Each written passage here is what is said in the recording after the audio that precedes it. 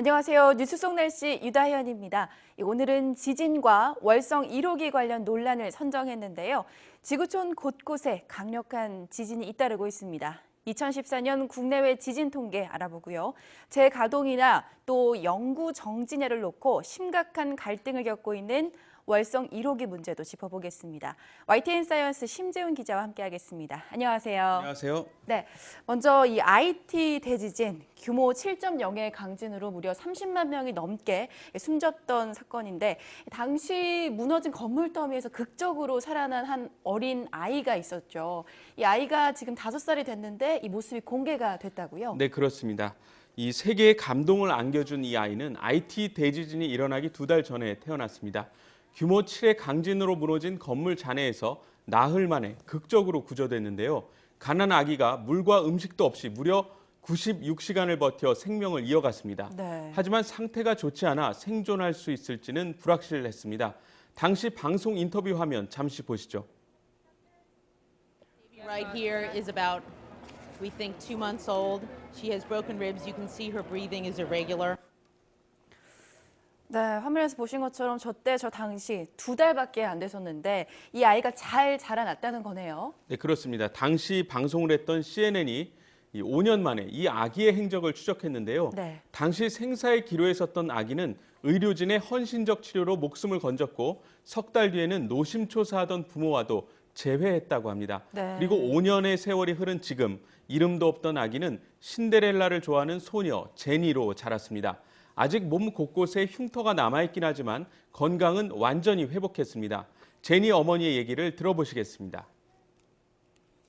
You should put love God because God saved you and I had quick. He said, yes, mommy, I love God. All the time she said, thank you, Jesus, you saved my life. 네, 무려 30만 명이 넘게 숨진 대참사, IT 지진의 후유증은 아직도 남아있고 복구 작업도 계속 진행 중입니다. 네, 이렇게 기적의 아이가 지구촌에 감동을 주고 있습니다. 최근 큰 지진이 잦아지고 있는데요. 2014년 국내외 지진 통계가 나왔다고요? 네, 먼저 국내 지진을 살펴볼까요? 지난해 국내에서 발생한 규모 2.0 이상 지진의 발생 횟수는 총 49회로 나타났습니다. 디지털 지진 관측을 시작한 1999년부터 2013년까지 지진 연평균 횟수인 47.7회와 비슷한데요. 규모 3.0 이상 지진 횟수는 8회로 예년 평균 9.7회보다 적었지만 몸으로 진동을 느낄 수 있는 유감 지진 발생 횟수는 11회로 예년 연평균 8.7회보다 2회 정도 증가했습니다. 지난해 발생한 지진 중 가장 큰 규모는 4월 1일 충남 태안군 서경열 비도 서북서쪽 100km 해역에서 발생한 규모 5.1의 지진입니다. 이 지진으로 충남 태안 지역에서는 창문이 흔들렸고 수도권과 충남 지역에서 창문과 침대가 흔들리는 정도의 진동을 느꼈지만 피해는 없었습니다. 이 지진은 1978년 기상청의 계기 지진 관측 이래 역대 4위 규모의 지진입니다. 네. 내륙과 해역으로 나눠보면 각각 23회, 26회가 발생했는데요. 그중 내륙에서는 대구 경북 지역이 10회로 가장 많았고 서해 해역이 12회로 해역 가운데는 가장 많은 지진이 발생했습니다. 네, 그렇다면 해외 지진 사례는 또 어떤 결과가 나타났습니까? 네, 세계 지진은 미국 지질조사소에서 발표합니다. 그런데 2014년 전 세계에서 발생한 규모 5.0 이상 지진 횟수는 총 1734회입니다. 연평균보다 98회 증가했는데요. 이 중에서 가장 큰 규모의 지진은 4월 2일 칠레 이키케 북서쪽 해역에서 발생한 규모 8.2의 지진입니다. 이 강진으로 6명이 죽었고요. 가옥 2,500여 채가 파손됐습니다. 네. 내륙에서 발생한 지진 중 가장 큰 피해를 준 지진은 8월 3일 중국 류덴현 지역에서 발생한 규모 6.5의 지진이었습니다. 이 지진은 지표로부터 10km 깊이에서 발생해 600여 명의 사망자와 3,100여 명의 부상자가 발생했고 이 가옥은 12,000여 채가 무너지는 등 피해가 컸습니다. 네.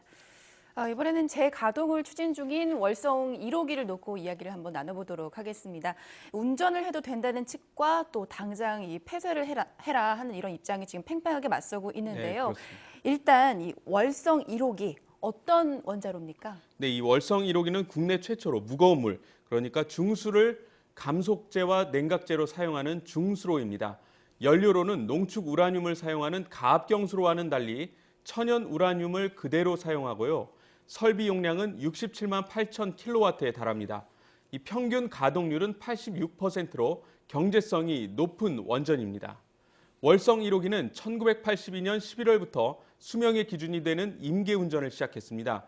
5개월 뒤에는 상업운전을 하면서 전기를 생산하기 시작했고요. 설계 수명을 2년 앞둔 2009년 4월부터 수명 연장을 위해 한수원은 5,600억 원을 투입해 노후 설비를 교체했습니다. 그리고 2009년 12월에 10년 수명 연장을 정부에 요청했습니다. 2012년에는 수명 연장 결정이 나지 않은 상태에서 발전을 멈춘 상태입니다. 네, 이 승인 권한을 갖고 있는 원자력안전위원회가 이제 회의를 열어서 수명 연장을 논의를 했는데 이게 아직 결론이 나진 않았다고요. 네, 그렇습니다. 15일 오전 10시부터 원자력안전위원회 전체 회의가 시작됐는데요. 이은철 위원장을 비롯해 8명의 위원이 참석했습니다. 위원들은 무거운 분위기에서 회의를 시작했는데 점심도 도시락으로 때우며 무려 10시간 동안 마라톤 회의를 진행했습니다. 네. 하지만 결론을 내리지는 못했습니다.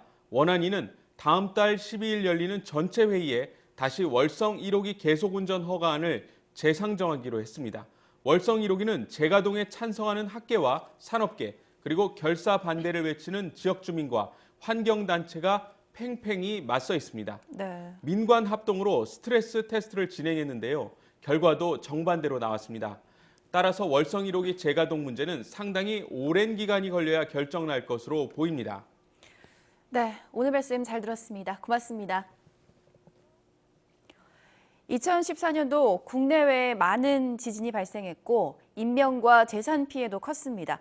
하지만 대지진 속에서 태어나 잘 자라준 기적의 아이에게서 우리는 꿈과 희망을 볼 수 있는 것 같습니다. 논란이 뜨거운 월성 1호기, 국민에게 가장 큰 이득을 주는 방향이 무엇인지에 대한 냉철한 판단과 또 결단이 필요해 보입니다. 네, 오늘 준비한 이야기 여기까지입니다. 시청해주신 여러분 고맙습니다.